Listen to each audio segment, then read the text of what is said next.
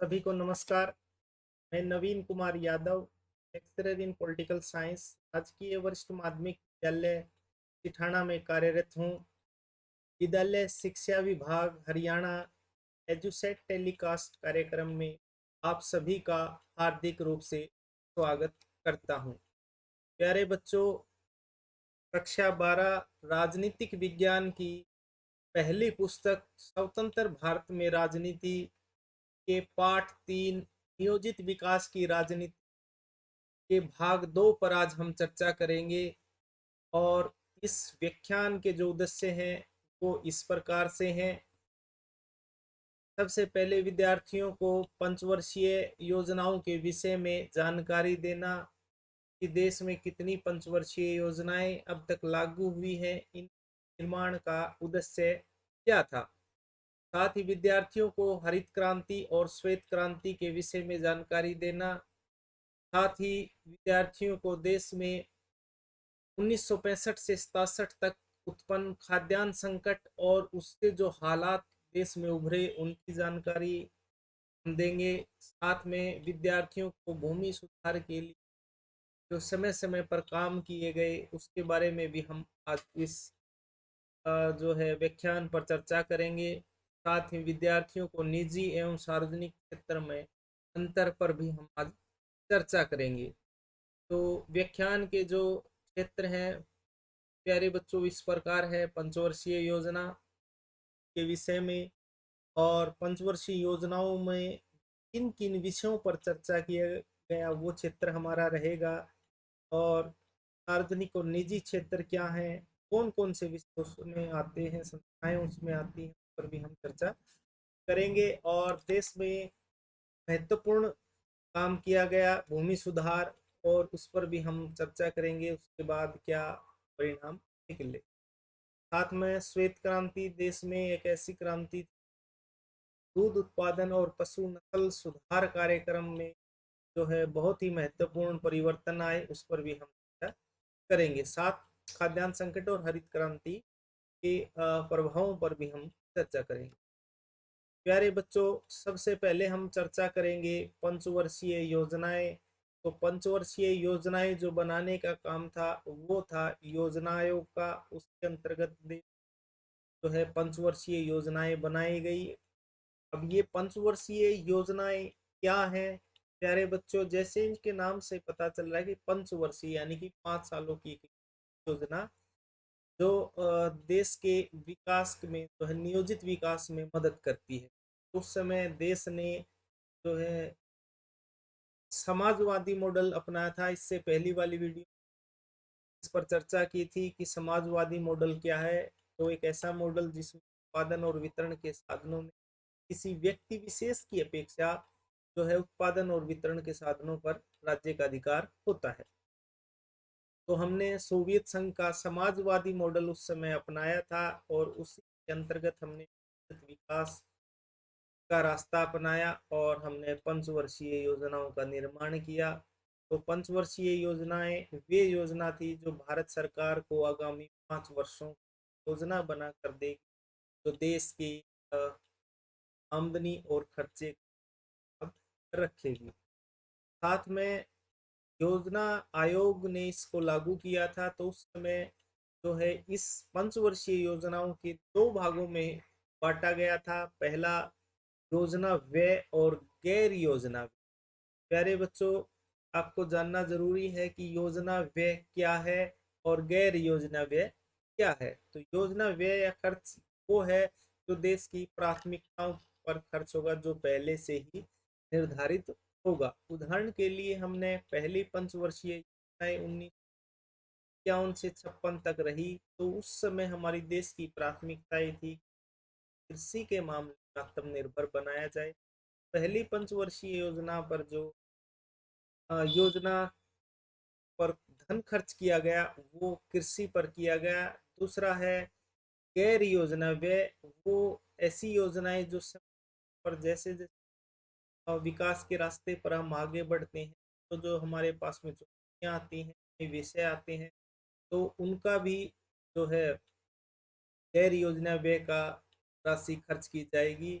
और का फायदा देश को सीधा सा ये था कि देश की अर्थव्यवस्था है उसकी सारी तस्वीर देश के रखी जा सके। साथ में भारत में अब तक प्यारे बच्चों 12 पंचवर्षीय योजनाएं पूरी हो चुकी हैं और वर्तमान में 13वीं चल रही है और ये भी और है। और इसी पर हम चर्चा भी करेंगे कि पहली से वर्षीय योजना से लेकर के 13वीं पंचवर्षीय योजना में किस किस विषय पर जोर रहा, कैसे हमने देश को प्रगति के मार्ग पर आगे हम बढ़े हैं। तो प्यारे बच्चों, पंचवर्षीय योजनाओं की विशेषताओं की हम पहले चर्चा करते हैं। तो सबसे पहले है कि पहली पंचवर्षीय योजना जो शुरू की गई थी वो देश के आज़ादी के लगभग 4 साल बाद 1951 से लेकर के 1956 तक की गई थी। और ये जो पंचवर्षीय मॉडल है ये पहले सोवियत संघ ने अपनाया था। तो कई बार एग्जाम में भी आता है कि पंचवर्षीय योजना का जो मॉडल है सबसे पहले किसने अपनाया था, तो ये अपनाया था सोवियत संघ ने। साथ में भारत की जो अर्थव्यवस्था है वो मिश्रित अर्थव्यवस्था है। प्यारे बच्चों, अब आपके मन में ये सवाल हो सकता है कि मिश्रित अर्थव्यवस्था क्या क्या अर्थ है।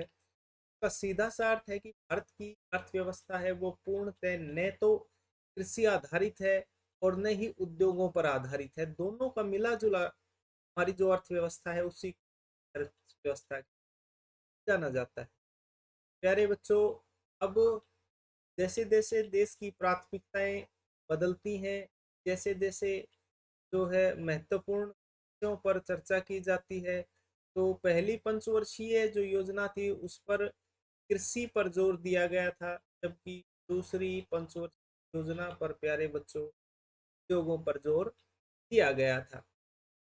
अब बात करते हैं कि देश में जो पहली पंचवर्षीय योजना 1951 से लेकर के 1956 तक रही वो जो कृषि पर आधारित योजना थी उस देश में कृषि के विकास पर जोर दिया गया और इसके लिए सबसे पहले कृषि से संबंधित काम किए गए और वो काम थे भाखड़ा नांगल बांध परियोजना।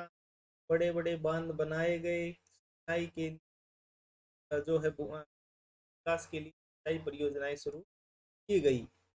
और अब हम प्यारे बच्चों बात करेंगे पहली पंचवर्षीय योजना लेकर के आगे की पंचवर्षीय किन किन विषयों पर चर्चा की गई। और साथ में हम पहली पंचवर्षीय योजना पर पहले ही चर्चा कर सकते हैं कि पहली पंचवर्षीय योजना पर हमने कृषि, बिजली और सिंचाई पर जोर दिया और इसी लिए हमने बहुउद्देशीय परियोजनाएं जैसे बांध हैं और उनका निर्माण किया जिससे सिंचाई के साथ साथ में जो है बिजली उत्पादन पर भी देश को आत्मनिर्भर बनाया जा सके। प्यारे बच्चों, दूसरी पंचवर्षीय योजना का कार्यकाल रहा 1956 से 1961 तक और देश में उस समय दूसरी बार जो दूसरी परियोजना थी उद्योगों पर जोर दिया गया ताकि उद्योगों के विकास से जो हमारी मिली जुली अर्थव्यवस्था है वो प्रभावित ना हो। तो दूसरी पंचवर्षीय योजना उद्योगों पर जोर दिया। अब बात करते हैं तीसरी पंचवर्षीय योजना 1961 से 1966 तक रही। खाद्यान्न और उद्योगों पर दोनों का मिला जुला स्वरूप रहा और ये वो दौर था जिस समय देश एक ऐसी परिस्थिति जूझ रहा था तो भारतीय राजनीति 1960 के दशक को खतरनाक दशक के रूप में जाना जाता है। तो प्यारे बच्चों, जो हमारी छठी माफ कीजिए चौथी पंचवर्षीय योजना है 1969 से लेकर के 1974 तक जो रही उस पर कृषि पर अधिक जोर दिया गया। प्यारे बच्चों, आप स्क्रीन पर देख रहे हैं कि पहली 3 वर्षीय योजना लगातार जो है एक क्रम में है 1951 से लेकर के 1966 तक, लेकिन चौथी में हमारा जो है 3 साल का अंतर है से 1974 में रही। प्यारे बच्चों, इसका मूल कारण यही है कि 1965 से लेकर के 67 तक देश में बहुत बड़े स्तर पर अकाल पड़ा था और इसके कारण जो हमारे देश की कृषि पर सवाल उठे तो पहली कृषि पर जोर दिया गया था, तो कैसे देश जो है अकाल की सट गया, अनाज की खाद्यान्न संकट सट गया, तो काफी सवाल उठे, देश में चर्चाएं हुई, करेंगे। तो ये अंतर का मूल कारण था। साथ में पंचवर्षीय योजना पर आगे हाँ देखेंगे क्या अगली जो पंच 4 साल की थी, और ये वो दौर था जहाँ देश आपातकाल को देखा, और 1975 में तो आर्थिक विकास, गरीबी उन्मूलन पर जोर था। छठी पर जो पंचवर्षीय योजना थी 1980, बिल्कुल सही समय पर, और 5 वर्ष के लिए फिर कृषि और उद्योगों पर एक साथ जोर दिया गया। प्यारे बच्चों, 10वीं पंचवर्षीय योजना थी वो 2007 से लेकर के जो है ये रही 2007 तक, जो महत्वपूर्ण पंचवर्षीय योजना थी, जो रोजगार और ऊर्जा पर ज्यादा जोर दिया गया। साथ में प्यारे बच्चों, इससे पहले कुछ परियोजनाएं पंचवर्षीय योजनाएं रह गई थी, एक बार हम उस पर चर्चा करते हैं। 7वीं पंचवर्षीय योजना 85 से 90 तक रही, जो देश में ऊर्जा और खाद्यान्न पर जोर दिया गया।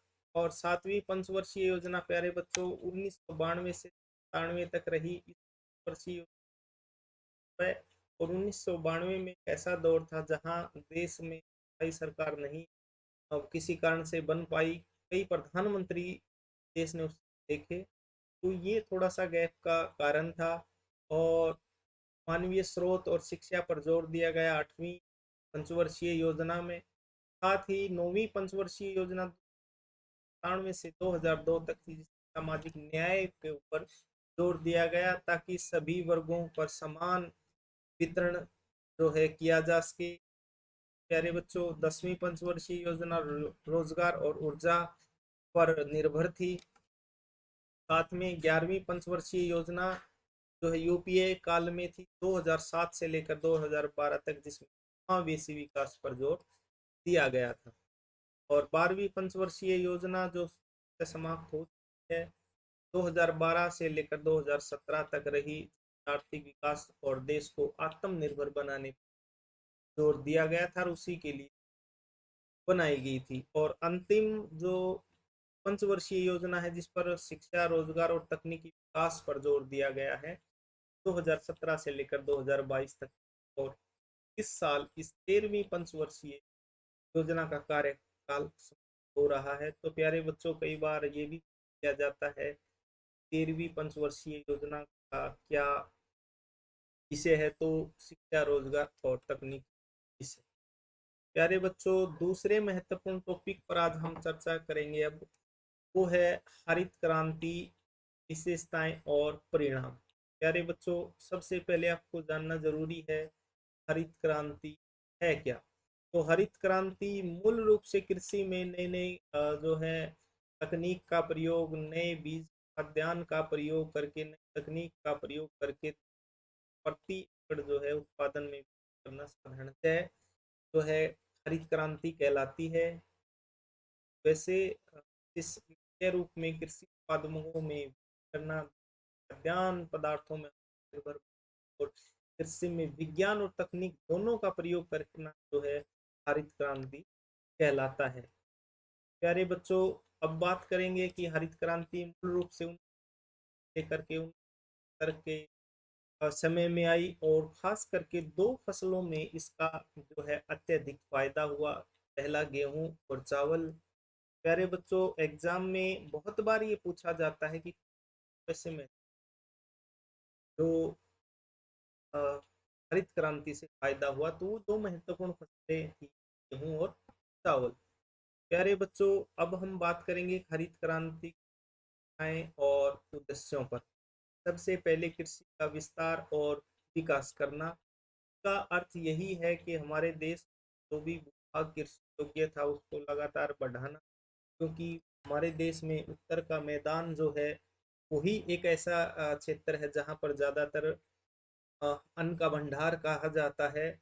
लेकिन क्षेत्र हमारे पास जो है गैर कृषि योग्य भूमि है, बंजर भूमि, या कुछ ऐसा क्षेत्र है जिसमें नहीं कर पाए हैं किसी कारण से, पानी की कमी से, जुताई के कारण, तो उस क्षेत्र में लगातार विकास करना हम साथ में देश में फसल उगा रहे थे, तो पहली बार कोशिश की दोहरी फसल उगाई जाए, और ये दोनों दोहरी फसल एक पारंपरिक और साथ में मौसमी फसल उगाई जाए, जिससे एक साथ जो है दो फसल उगाने से देश में अनाज की समस्या से भी छुटकारा मिलेगा, साथ फायदा होगा, वो भी जो है आत्मनिर्भर बनेंगे। साथ में बीजों को, अच्छे बीजों को विकसित किया गया, ये हरित क्रांति महत्वपूर्ण विषय था, जिसमें जो है नए नए ऐसे बीजों की तकनीक का विकास किया गया, पैदावार में वृद्धि हुई।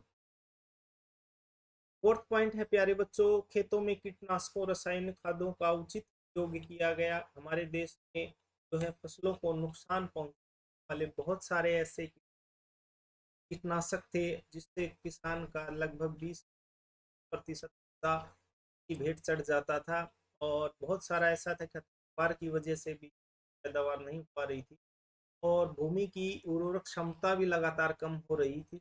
हमने एक बैलेंस सा बनाया कि कैसे हम जो है भूमि जो है का स्वास्थ्य ठीक रखते हुए हमने कैसे पैदावार को अधिक बढ़ाया जाए। साथ में कृषि यंत्रों का विकास किया गया। प्यारे बच्चों, आपने देखा होगा कि पहले ग्रामीण स्तर पर जो खेती की जाती है, वो पहले बैलों से जाती थी, से की जाती थी, पशुओं के माध्यम से। आज आप देख ट्रैक्टरों का प्रयोग किया जा रहा है। गाँव में तो ज़्यादातर पहले 25 से 30 हॉर्स पावर का ट्रैक्टर का यूज किया जाता था, आज 60 70 80 हॉर्स पावर के ट्रैक्टर किया जाता है, और यंत्र आ गए हैं। आप देख रहे होंगे कि रोटावेटर है, और जीरो लेवलिंग बॉडी है, उसका प्रयोग किया जा रहा है। बहुत सारी मशीनें ऐसी हैं जो खड़ी फसल में खरपतवार डाल देती है। बहुत सारी ऐसी हैं जो उनके इस पास में जो है खाद को डाल देती है। तो बहुत सारी ऐसी किया गया, जिससे पैदावार में लगातार वृद्धि हुई। साथ में देश में अन्न भंडारण के उपाय करना, इन कारण यही हमारे पास में उत्पादन होते हुए भंडारण का कोई भी प्रबंध नहीं, पर भी हम उत्पादन में करना पड़ती है। एयर जो है ज्यादा अनाज उत्पादन हो, तो कार्य शुरू किए। ये हमारी महत्वपूर्ण उत्पादन वृद्धि के साथ साथ भूमि का जो गुणवत्ता थी उसको लगातार बनाए रखना है। देश में भूमि जांच स्थापित की, जांच केंद्र बनाए, भूमि लगभग को विकास के लिए 12 जो पोषक तत्वों की आवश्यकता होती है, तो किस में कौन सी कमी है बताए जा सके, ये हमारी क्रांति से। प्यारे बच्चों, तीसरा महत्वपूर्ण विषय है हमारा श्वेत क्रांति, और इसको ऑपरेशन फ्लड के नाम से जाना जाता है, और इसका श्रेय जाता है वर्गीस कुरियन को। प्यारे बच्चों, जो है वर्गीस कुरियन जी का फोटो देख रहे हैं, तो इनको मिल्कमैन ऑफ इंडिया के नाम से भी जाना जाता है। श्वेत क्रांति की शुरुआत की 15 जनवरी 1970 को, और कैसे हुई चरणों को हम चर्चा करेंगे। और सबसे ज़्यादा श्वेत क्रांति में महत्वपूर्ण योगदान रहा, वो रहा गुजरात के सहकारी दुग्ध और विपणन परिसंघ, अमूल की स्थापना की थी। और अमूल ने देश में दूध उत्पादन बढ़ाने में काफ़ी जो है महत्वपूर्ण भूमिका निभाई। उन्होंने सीधे जो है कंपनी ने सीधे किसान के तौर पर अपने से था। ज़्यादातर ग्रामीण क्षेत्रों में रोजगार उत्पन्न हुए, और लोगों की आय में वृद्धि की। साथ में जो है अमूल ने ज़्यादातर महिलाओं की भागीदारी, आप समझते हैं कि उत्पादन और पशुपालन में काफ़ी महत्वता रहती है। इस श्वेत क्रांति में भी महिलाओं की काफ़ी काफ़ी बड़ा योगदान रहा है। प्यारे बच्चों, ऑपरेशन फ्लड या श्वेत क्रांति के 3 चरण हैं और इन चरणों में ऑपरेशन फ्लड चलाया गया। और प्रथम चरण पर हम चर्चा करते हैं। प्यारे बच्चों, पहले चरण में 1970 से लेकर के 1980 तक जो है मिल्क पाउडर और बटर ऑयल से शुरुआत की अमूल ने। और इसके लिए राष्ट्रीय डेयरी विकास बोर्ड ने पहले चरण में 4 बड़े शहर दिल्ली, मुंबई, कोलकाता और चेन्नई 18 प्रमुख दुग्ध वितरण केंद्र बनाए गए, वहां से दूध को बेचना शुरू किया 18 प्रमुख केंद्रों से। और देखते देखते जो है देश के बहुत बड़े हिस्से में फैला। और अगले 5 सालों में 1980 से लेकर 85 तक दूध केंद्र बढ़ाकर 18 से लग गए। और उस समय 1985 तक देश में दुग्ध उत्पादन में रिकॉर्ड वृद्धि हुई। और इस कारण यही था, किसानों ने भी, सरकार ने भी किसानों को जो है डेयरियां खोलने के लिए वित्तीय सहायता प्रदान की, प्रशिक्षण दिया। और जिसके कारण दूध में काफी उत्पादन में हुई। अब बात करते हैं प्यारे बच्चों, हरित क्रांति से ही संबंधित था। और हरित क्रांति तो उपलब्धियां खासकर ये रही कि जो हमारे उत्पादन में एक तो रिकॉर्ड वृद्धि हुई, खासकर गेहूं और चावल के क्षेत्र में। और साथ में जो जो महत्वपूर्ण गेहूं चावल के उत्पादन में उद्योगों को काफी बढ़ावा मिला, जो पर आधारित थे। साथ में जो उत्तर भारत के किसान थे, हरियाणा, पंजाब और उन काफी जो है विकास में वृद्धि हुई। तो प्यारे बच्चों, बात कर रहे थे श्वेत क्रांति की। 2 चरण पर हमने चर्चा की। पहला 1970 से लेकर 80 तक, दूसरा 80 से लेकर के 85 तक में महिलाओं की भागीदारी रही। और इस तीसरे चरण में 1985 से तक भी काफी भागीदारी रही। और कारण ये रहा कि उसमें पशु स्वास्थ्य और पशु पोषण में जो है अनुसंधान पर जोर दिया गया। और इस अनुसंधान जो है पशुओं की बीमारी की रोकथाम, टीकाकरण, पशुओं के खाद्यान्न के लिए प्रोटीन जैसे मिनरल मिक्सर वगैरह है, प्रबंधन का प्रबंध किया गया, ताकि जो है पशुओं की दूध उत्पादन क्षमता बढ़ाने के साथ साथ सेहत पर भी ध्यान दिया जा सके। साथ में देश में पशु नस्ल सुधार कार्यक्रम चलाए गए, जिससे दूध में अत्यधिक वृद्धि हुई। आज आप देख रहे हैं जो अलग प्रकार के हमारे गायों की नस्ल है, गिर हैं, एचएफ हैं और सिंधी हैं, अमेरिकन हैं, ये पहले नहीं थी। सब पशु जो है नस्ल सुधार कार्यक्रम का हिस्सा रही है। देश में वृद्धि हुई। ऐसे ही भैंसों में पूरा नस्ल तो एक अधिक दुग्ध देने वाली भैंस मानी जाती है। प्रिय विद्यार्थियों, 2 महत्वपूर्ण विषय के बाद हरित क्रांति क्रांति के बाद हम बात करेंगे तो खाद्यान्न संकट पर। और खाद्यान्न संकट देश में उत्पन्न हुआ 1965 से लेकर के 1967 तक। और खाद्यान्न संकट का अर्थ यही है कि देश में खाने पीने मूल चीजें हैं उनका कमी हो जाना खाद्यान्न संकट कहलाता है। जैसे चावल है, दालें हैं, अनाज है, कई है का उत्पादन में कमी आई, जिसमें खाद्यान्न संकट उत्पन्न हुआ। और देश में पहले पंचवर्षीय योजनाएं जा रही थी, लगातार जोर दिया जा रहा था। तो उस पर भी सवाल उठे कि इसमें कैसे पंचवर्षीय योजनाओं के बावजूद देश में खाद्यान्न संकट उत्पन्न हो गया है।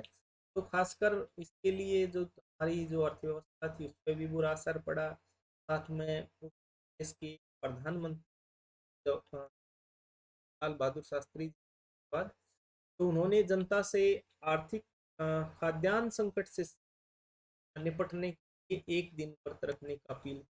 और जिसके कारण ये भी था कि 1965 तक 67 तक खाद्यान्न संकट उत्पन्न होने का कारण ये भी रहा कि काल पड़ा, के कारण जो है अन्न उत्पादन में कमी आई। उत्पादन में कमी आई तो देश में कई हिस्सों में खाद्यान्न संकट हुआ और कुपोषण भी फैला। और इस समय हमने जो है दो महत्वपूर्ण युद्ध लड़े, 1962 में साथ और 1965 में पाकिस्तान के साथ, जिससे देश के ऊपर काफी आर्थिक जो है दबाव भी बना। साथ में देश के कई हिस्सों में महामारी फैली, बड़ी बीमारियां फैली, जो है अर्थव्यवस्था पर बुरा प्रभाव। साथ में खाद्यान्न उत्पादनों का सही से भंडारण नहीं था।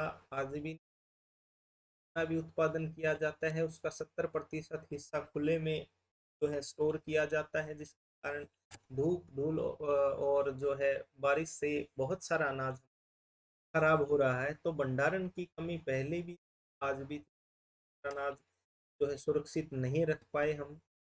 सरकार द्वारा जो है सही समय पर किसान के सहायता उपलब्ध नहीं कराई गई, जिससे बहुत सारी समस्या। प्यारे बच्चों, साथ में फसल सुरक्षा के जो पर्याप्त जो है उस समय उपाय नहीं हो पाए। वो चाहे कीटनाशकों का हो, समय पर जो है किसानों को बीज और जो है खाद का उपलब्ध होना हो, तो इनमें काफी कमियां रही, कारण देश खाद्यान्न संकट उत्पन्न हुआ। और उस समय देश में किस कार्यक्रम था, ना तकनीक थी, ना ऐसे उस पर काम करने की कोई आवश्यकता महसूस हुई थी, जिस संकट उत्पन्न हुआ। प्यारे बच्चों, अब बात करेंगे कि खाद्यान्न संकट के परिणाम क्या निकले। तो स्क्रीन पर आप देख रहे हैं प्रधानमंत्री लाल बहादुर शास्त्री जी, जिन्होंने अपने लोन में हल चलाकर देश की जनता को प्रेरित किया, किसानों को प्रेरित किया, ताकि देश को अन्न के अन्न के मामले में आत्मनिर्भर बनाया जा सके। प्यारे बच्चों, सबसे बड़ा तो यही था, खाद्यान्न संकट से बड़े स्तर पर हमारे देश में जो परिणाम हुआ, कुपोषण फैल गया, और जिसके कारण देश जो है मृत्यु दर और काफी बढ़ गई। बिहार जैसे राज्यों में जहाँ कुपोषण सबसे अधिक था, लगभग मृत्यु दर हुई। साथ में खाद्यान्न जो है कीमतें काफी बढ़ गई, क्योंकि शॉर्टेज थी, तो जिसके कारण जिसके पास था कारण जो है बढ़ गई। देश में उस समय सोवियत संघ से गेहूं और चावल का आयात करना पड़ा, के कारण जो है देश में काफी महंगा जो है अनाज हो गया था। और देश में राजनीतिक प्रतिक्रिया काफी प्रभावित हुई। देश में ये पंचवर्षीय योजनाओं के आधार पर ये देश को विकास के मार्ग पर चलाने का दम भरा जा रहा था, तो हवा जो है जनता का मानना था कि निकल गई है। तो देश को दोबारा पंचवर्षीय योजना की आवश्यकता थी।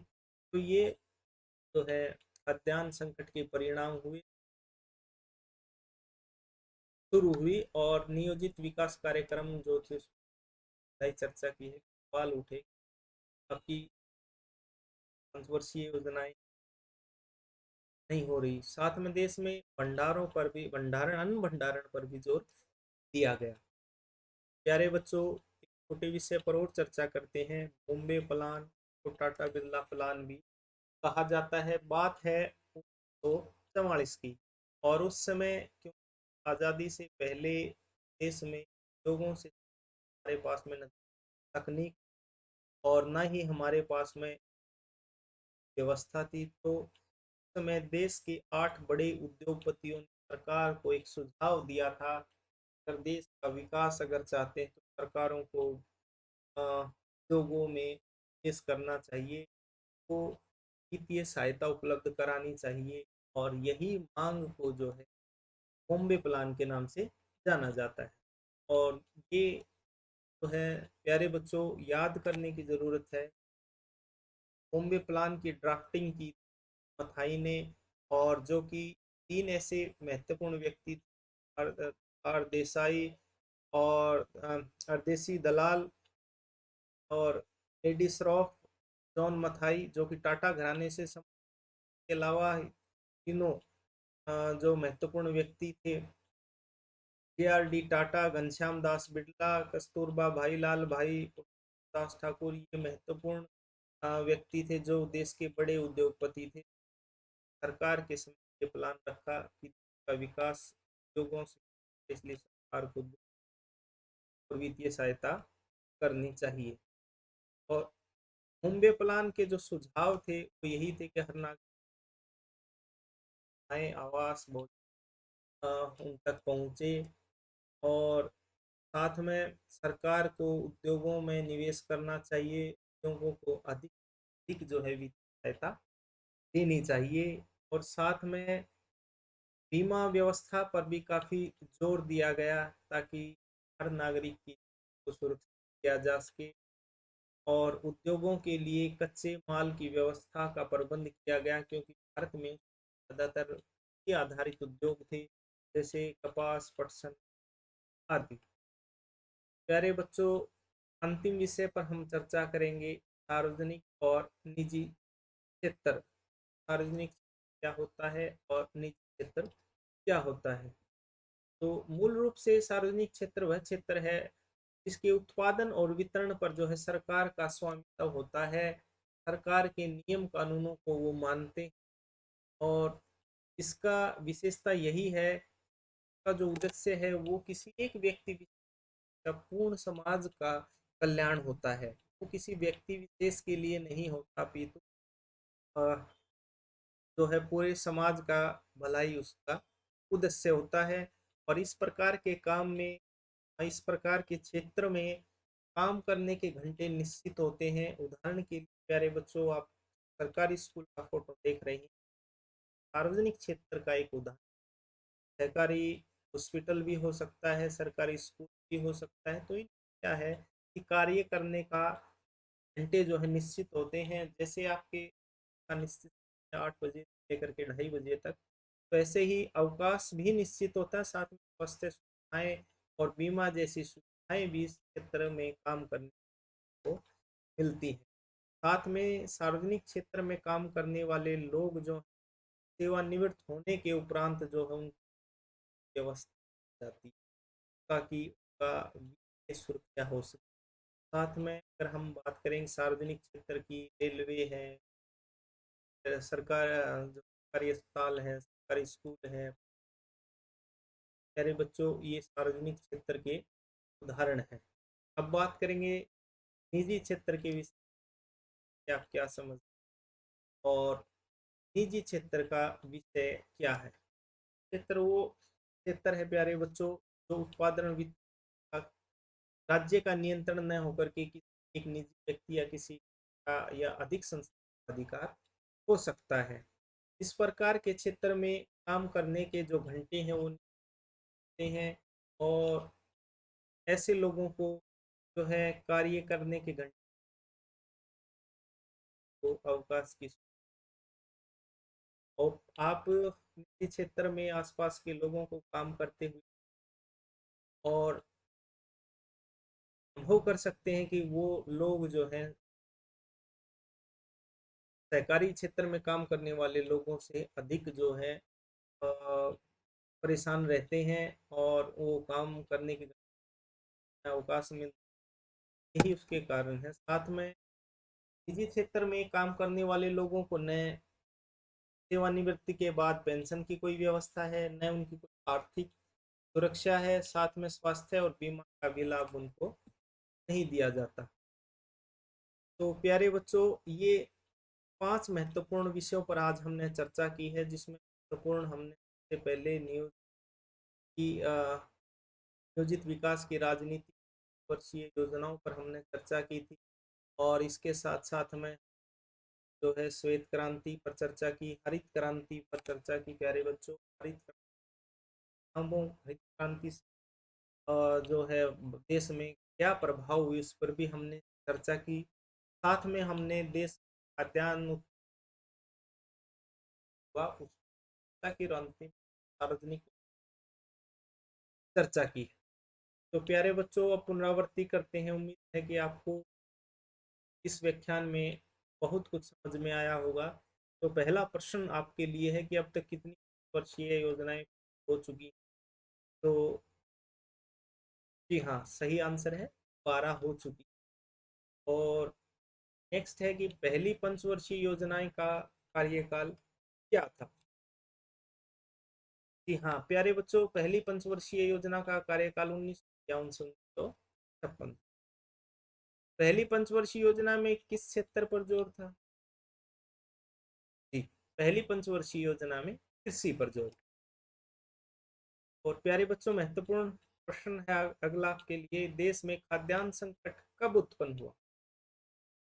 जी हाँ प्यारे बच्चों, देश में 1965 से देश में खाद्यान्न संकट। हरित क्रांति के जनक किसे माना जाता है।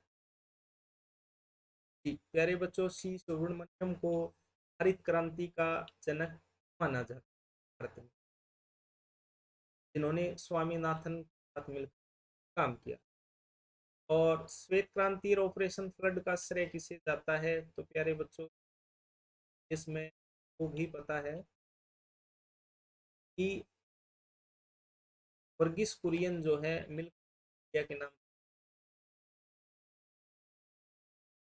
प्यारे बच्चों, गृह कार्य आपने नोट करना है कि आज़ादी के बाद जो है भूमि सुधार उसके कार्यक्रम पर चर्चा करनी है। क्रांति से आप क्या समझ, क्या परिणाम रहे, और सार्वजनिक और निजी क्षेत्र में अंतर स्पष्ट आपने करना है। साथ में क्लास में